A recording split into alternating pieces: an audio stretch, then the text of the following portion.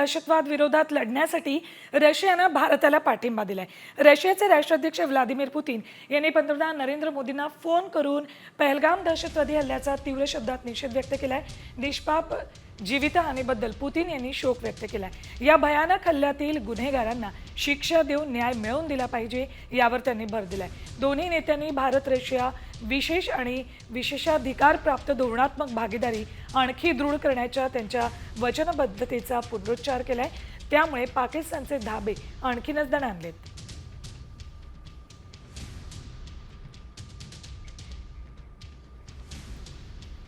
दहशतवाद विरोधातील लढाईसाठी रशियानं भारताला दृढ पाठिंबा दिलेला आहे।